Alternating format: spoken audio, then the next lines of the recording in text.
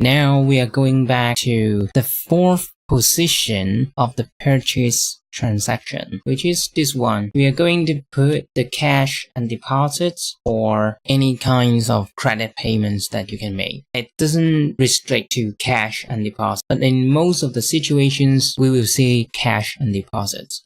So let's move back to number 4 position here, which is this one.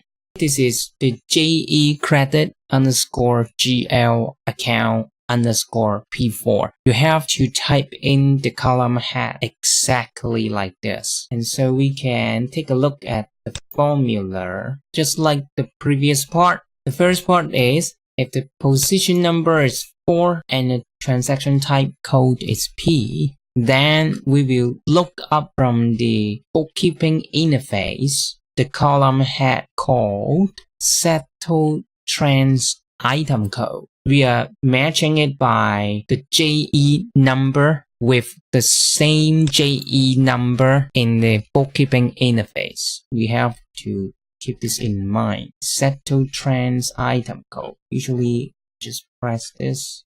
Let me add a notepad. Where are you? Okay, just in case I forget the name.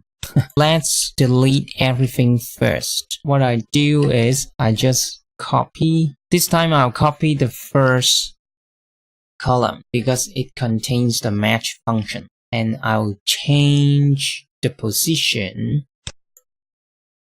to 4. And I can keep the rest of it, but I only need to change this one. Okay, now we can go back to the bookkeeping interface and we click the trans source and we are looking for settled trans code. Let's see here. Should be this one. Settled trans item code. And then I select, just take a look at this. I click Shift N, press the direction key. So I select everything and then I press Enter. So that I just select this stuff from the bookkeeping interface. You see, this is the file, the INPv10, and the tab is called trans source, and the column head is settled trans item code. The match method, everything stays the same. Save it, and then we can take a look at here. Excuse me, it should be here. So in this transaction on July 31st, a bill stating that I've paid 112 to someone, but it's not shown in the journals, right? You can check it up from the bookkeeping interface. On the same day, we pay 112 to settle these accounts payable. Just right after this, I'll be showing you the 5th position. Let's go back to the purchase position 5, which is the JE debit underscore GL account underscore P5. And remember, you have to type this column head exactly as I did. Otherwise, the formula doesn't work. Okay, so let's take a look at what we have for purchase position number 5. So this time is fairly easy. It is just pasting that 2620. So right now, let me delete everything. I have 2620 accounts payable under column P3, the position 3. So I just copy that from P3 to Ctrl V to P5.